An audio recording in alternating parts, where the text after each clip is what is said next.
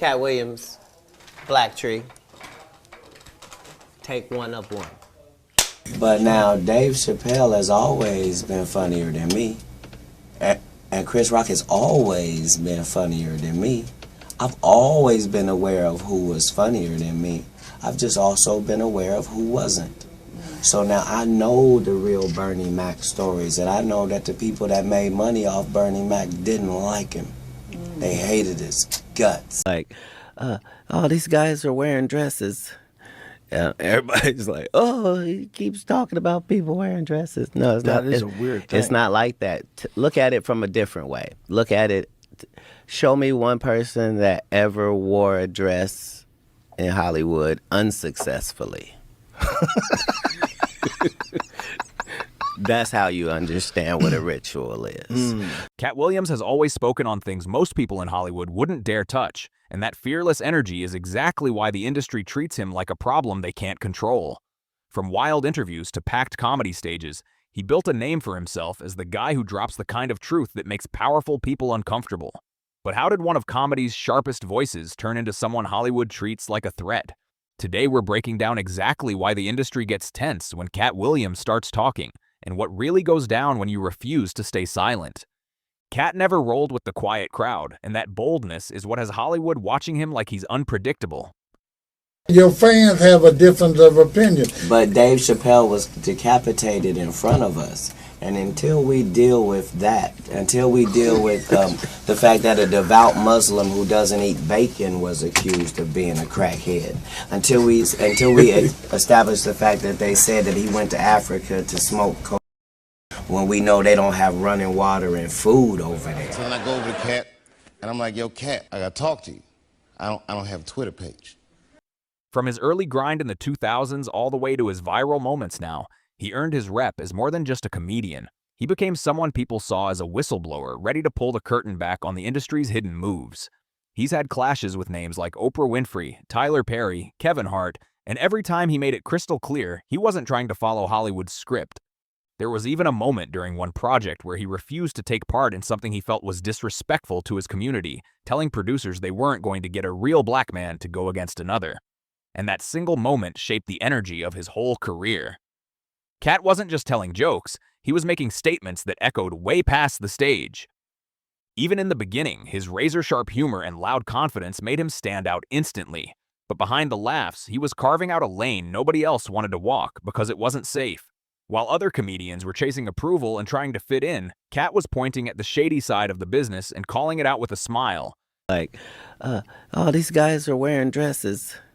Everybody's like, oh, he keeps talking about people wearing dresses. No, it's not. That is a weird thing. It's not like that. Look at it from a different way. Look at it. Show me one person that ever wore a dress in Hollywood unsuccessfully. That's how you understand what a ritual is. But now Dave Chappelle has always been funnier than me. And Chris Rock has always been funnier than me. I've always been aware of who was funnier than me. I've just also been aware of who wasn't. So now I know the real Bernie Mac stories, and I know that the people that made money off Bernie Mac didn't like him. They hated his guts. The whole Twitter beef with this guy, Katt Williams, that Katt Williams starts saying things to this fake Dave Chappelle that's hurting the real Dave Chappelle's feelings. So I go to the comedy show. By the mid-2000s, he wasn't known just for being funny. People saw him as someone who spoke real truth on stage. There's even a story from a major comedy event where the place was packed with heavy hitters, whispering, "Is Katt Williams going to show up?" And then someone noticed him already in the room. The vibe switched instantly because half the room respected him and the other half didn't know what he might expose. Over time, Katt openly accused Hollywood of using black talent without giving real power back, saying the industry rewards people who stay quiet and punishes those who don't follow orders. He talked about hidden deals, gatekeepers, and a whole system designed to shut down anybody who tries to move independently. And when a reporter asked if he was scared of getting blackballed, he laughed and said, "What do you mean again?" That line shook people because it showed he already lived through being pushed out more than once. His words always hit different because they weren't just punchlines. They were warnings wrapped in humor. The crowd would laugh, but they also felt the weight behind what he was saying. Some of us are against the Illuminati, and we are against the Illuminati at our own detriment. When people are against the Illuminati, then they get punched in the face all the time. The press hates them, and nobody likes them. End quote. I mean, we all love Dave Chappelle. Exactly. Dave Chappelle has never been a part of the Illuminati. They don't want him or me or people like us. Yeah. But now it's not necessary for us to stir up that hornet's nest unless we intend to get stung 1,000,000 times. I didn't understand that. They had to sting me 1,000,000 times. Right. I'm still not going to join, but I respect it. Def Comedy Jam 25. It's good to see so many funny people together in one room, all wondering the same thing. Is Katt Williams going to show up? Nervous as hell right now. Yeah. Yeah. Oh, he's right there. There he is. I didn't know he was right there, nigga. I would not have said that if I had said it right. Yeah. Not used to quiet, introspective Katt Williams. No. But let me ask you this. When have you ever seen this many heavy hitters all together at the same time? Yeah. In the same room. Yeah. Right. Dave Chappelle was decapitated in front of us. They called him Pilot Boy because he had 19 pilots in Hollywood and everybody passed on him and said his show wasn't worth it. Then when he made $500 million, they said even though his contract said he should get half of it, they said he made too much for the contract to be valid, so we'll offer you 10% of what you made. You mean he made $500 million and they offered him 50? Yes. And he said, what do you think my fans are gonna say when they find out you offered me 10% of what I made you? And they said, your fans will believe that you're a crazy crackhead by the time you get home. He got on a flight in LA, and by the time he got to Ohio, Remember when Kevin Hart said this about Katt Williams? My frustration with Katt Williams comes from, you keep pointing at Hollywood, the white man, this and this. When do you take responsibility for your action? Me, Kevin Hart, the guy that sits on top right now, have taken advantage of all the money that I have, shot over 56 specials for the up-and-coming generation of comedy. You had the shot. You didn't show up to work. You became a risk to the studio. What was he a risk? He chose. Oh. And Katt Williams did not hold back in his response. The fact that people tell lies. A cat's on... Where are the stories? Why is there no story of anybody who ever sold it to me, did it with me? I got 5 daughters. I got 5 sons. You can't afford to be a comedian and be black and be short and have me as a op. Not just because I'm him, but because you're not. Instead of listening to him, the media tried to flip the script, pushing headlines calling him unstable or difficult. Even shows like Saturday Night Live turned him into a caricature, exaggerating his voice and style. Katt didn't see it as harmless comedy. He believed it was their way of making him look unserious so people wouldn't pay attention to the real message he was trying to get out. And when he wasn't calling out the machine directly, he was locking horns with other stars, adding even more tension to the already complicated relationship he had with Hollywood. Katt once put Steve Harvey on blast, accusing him of taking another comedian's material and saying Harvey cared more about building his media kingdom than protecting real originality. That claim hit the comedy world like a shockwave, splitting fans right down the middle, but Katt didn't flinch for a second. He was never scared to call out someone powerful, no matter how heavy the blowback could be. And even while all that drama was swirling around him, Katt never let go of his humor. He joked about growing up broke, saying every Halloween he ended up with the same costume, just a brown box his mom grabbed from the liquor store. That mix of brutal honesty and comedy is exactly what made him so unique. Funny, fearless, and totally unfiltered. Some people thought Katt Williams came off too confrontational, but others saw something way deeper. Real courage. To them, he wasn't starting trouble for entertainment. He was standing up for integrity, both in comedy and far beyond it. Critics tried labeling him reckless, but fans said he was fearless, a man bold enough to say out loud what others only whispered in back rooms. By the late 2000s, Katt wasn't just another face in comedy. He turned into a lightning rod for controversy. Part entertainer, part truth-teller, part agitator. He used the very spotlight Hollywood gave him to shine it right back into the shadows they didn't want exposed. His jokes weren't just punchlines, they were warnings about corruption, hypocrisy, and the double standards that controlled everything behind the scenes. And that was just the warm-up. When Katt started calling out some of the biggest names in the industry, everything got louder and a lot more intense. These weren't small disagreements. These were clashes with giants like Oprah Winfrey, Tyler Perry, and Kevin Hart. Each feud showed how Katt viewed the system, a machine built to protect a powerful few while silencing everybody else who stepped out of line. Fans were stunned when he spoke on Oprah, accusing her of using her influence to shut down voices she didn't like, even saying she tried to boycott rapper 50 Cent. Katt believed her reach went way past television. He thought she had a say in who got lifted up and who got pushed out in Hollywood. None of it was ever proven, but the audience was split in half. There was a recent controversy online, I know you don't spend all your time online, about Kevin Hart wearing a dress in the SNL skit. And Dave Chappelle spoke about that as a comedian. Black actors are always, being asked to wear dresses. Have you ran into that? And what do you think about that whole Illuminati theory that people put out there about that? Well, thanks for that softball question.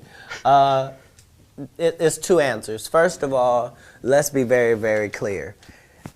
It is possible that there isn't anything funnier than a guy in a dress.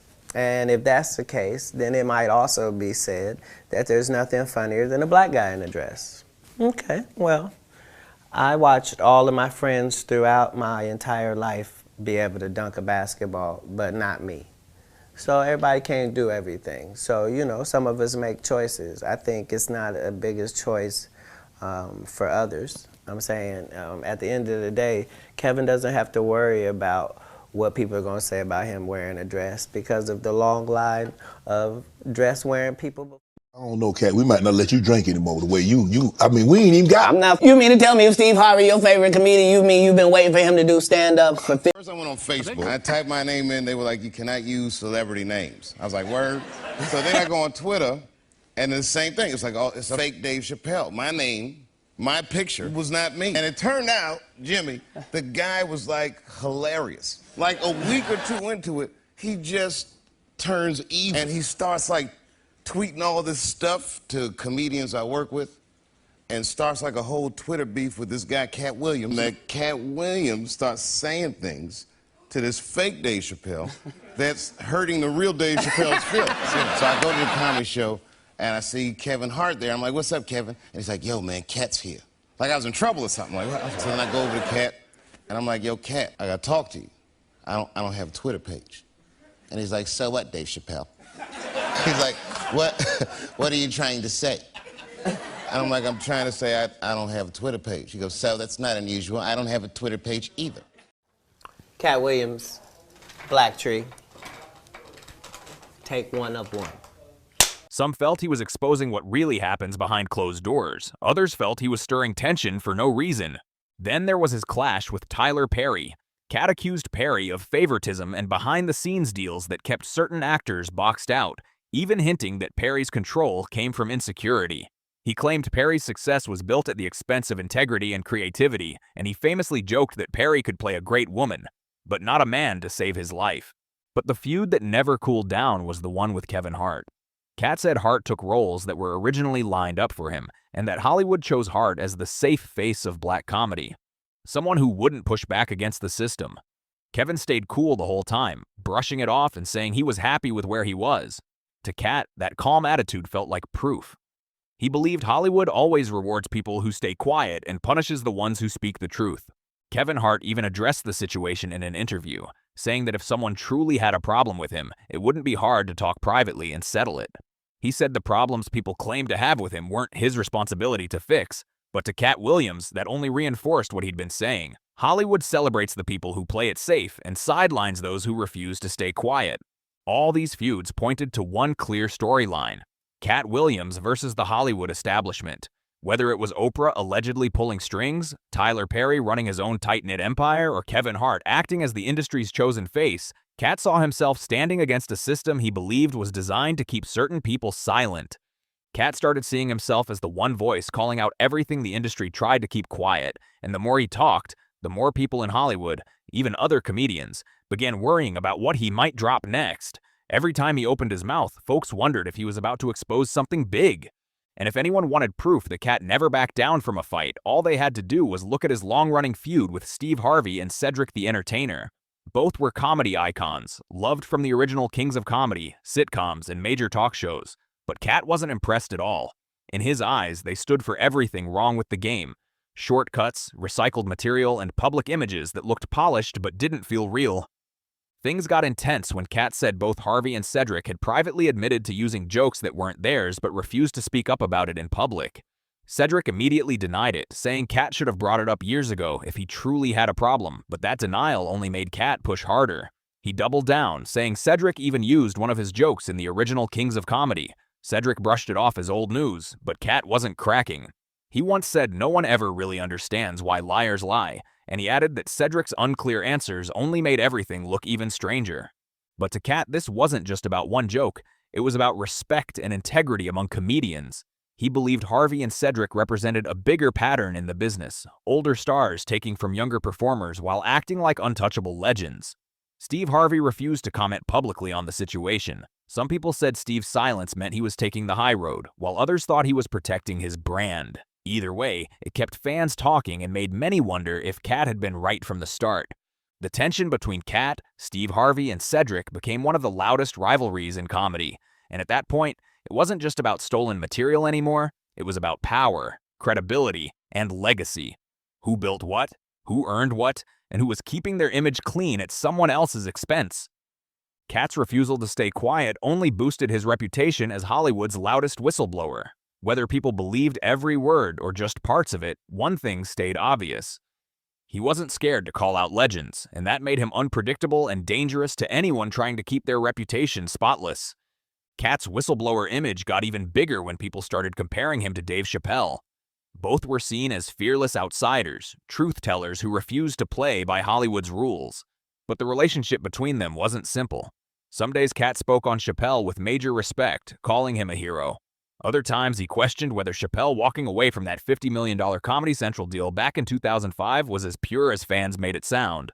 But in a 2024 interview on Shannon Sharpe's Club Shay Shay podcast, Katt praised Chappelle for stepping away from that kind of money, saying he respected the move and understood how Hollywood's pressure can crush even strong people. He said it took real courage to leave something that big behind. Fans saw it as one of the rare times Katt openly acknowledged another comedian as a kindred spirit, someone who understood the price of refusing to follow the industry's script. But Katt also pointed out how rare that kind of decision really was, hinting that not many people in Hollywood would ever have the nerve to do something like that. Katt mentioned that he had already turned down major offers 4 different times just to keep his integrity intact.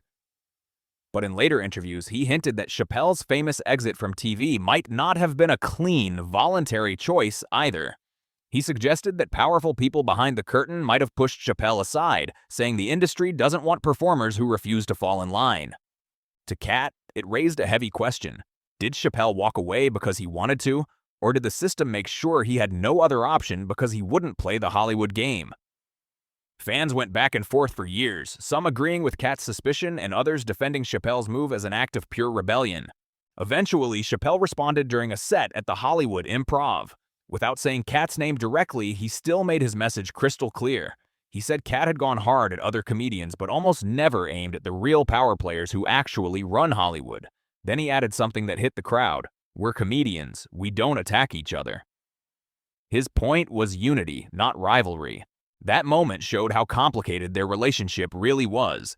Both men challenged the system. Both spoke loudly about artistic freedom. They just swung in different directions when they fought back.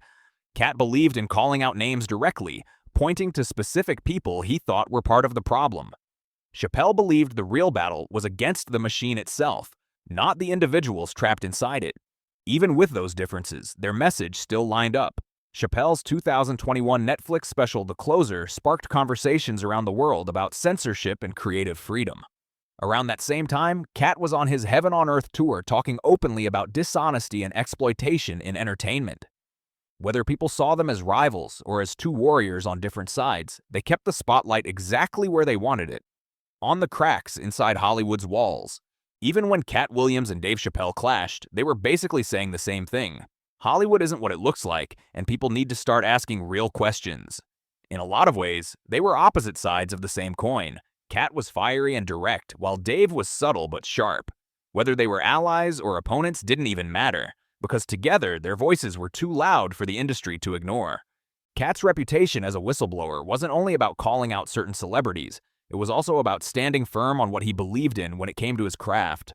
A perfect example came during the filming of Friday After Next in 2002. Katt played the iconic Money Mike, the flashy, fast-talking character everyone still quotes today. But behind the scenes, he was fighting a creative fight most fans never heard about. In the original script, there was a scene where his character was supposed to be put in an inappropriate situation meant to be played for laughs. Katt refused to do it because he felt it crossed a moral line, didn't match the tone of the movie, and wasn't funny at all. He believed certain things shouldn't be joked about, especially when it disrespects the audience or the art form. Because he pushed back, the script was rewritten and that scene was completely removed from the film. That moment showed exactly who Katt Williams was. Someone willing to stand his ground, even if it meant challenging a whole production, just to protect what he believed was right for comedy. Katt later revealed that the original version of that scene had already been approved by other people on set, but he refused to be part of something he felt crossed the line. That moment showed exactly who he was. Even as a rising star, he was not the type to trade his values for fame.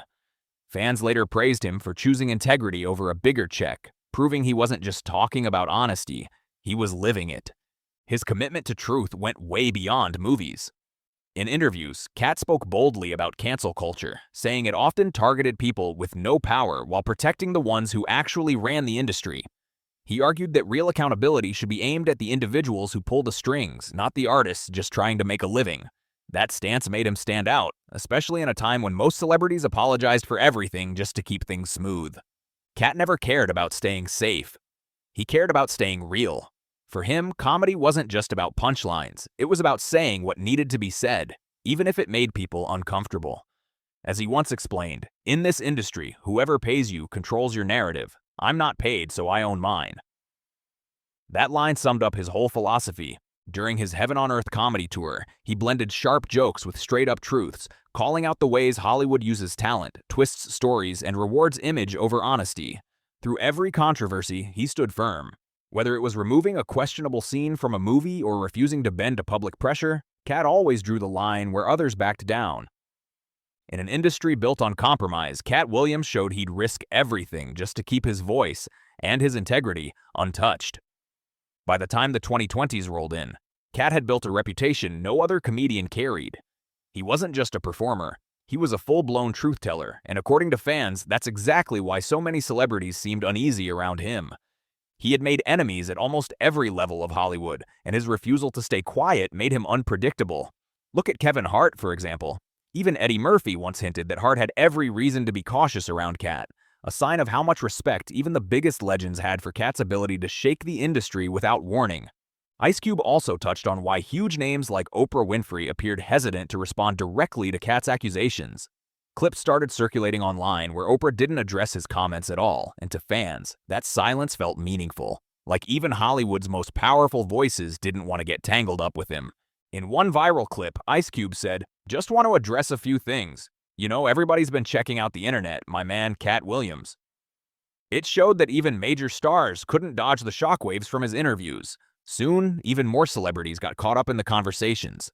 Online debates started pointing out names like Marlon Wayans and Taraji P. Henson as stars who kept their distance, with fans joking that they didn't want smoke with Katt. It became clear that his presence alone could shake up Hollywood, whether people liked him, feared him, or tried to ignore him. One post captured the whole situation perfectly. It said that nothing was confirmed, but everything pointed to one simple truth. Hollywood's biggest names did not want problems with Katt Williams, and honestly, who could blame them? Katt had shown over and over that nobody was too powerful to get called out if he felt something wasn't right. But while fans admired his boldness, it sometimes felt like a cloud of chaos followed him too. In August 2025, things took a tragic turn when comedian Reggie Carroll, who was part of Katt's Heaven on Earth tour, was fatally hit in an incident that made headlines everywhere. News reports said the suspect was a security guard who had previously worked around Katt, and the situation cast a heavy shadow over the tour. It sparked fresh conversations about the stress and intensity that always seemed to surround his life. Some fans felt the tragedy showed just how wild things had become around him, while others pointed out how the media once again focused on controversy instead of compassion, something Katt had been speaking about for years. Even in the middle of that heartbreak, Katt didn't back down. He called 2024 the Age of Truth, pushing fans to look past Hollywood's shine and recognize the corruption sitting underneath it all. To his supporters, that only made his image stronger. Not just as a comedian, but as a full-on whistleblower determined to expose whatever the industry tried to hide. Today, Katt Williams stands as one of the most polarizing figures in comedy. Loved for his honesty, feared for his bluntness, and respected for how he refuses to bend for anyone. Whether people feel fear or admiration, one thing stays the same. When Katt Williams says your name, the whole world stops to listen. So the big question remains, was Katt Williams pushed out, or did he walk away from a system he believed was broken? No matter which side you're on, one fact is undeniable. He was never afraid to speak on the powerful. His journey isn't just a comedy story. It's about truth, integrity, and refusing to fold in an industry built on illusion. Thanks so much for watching. And if you love real stories behind the fame, make sure you like, share, and subscribe. And stay tuned for the next spill.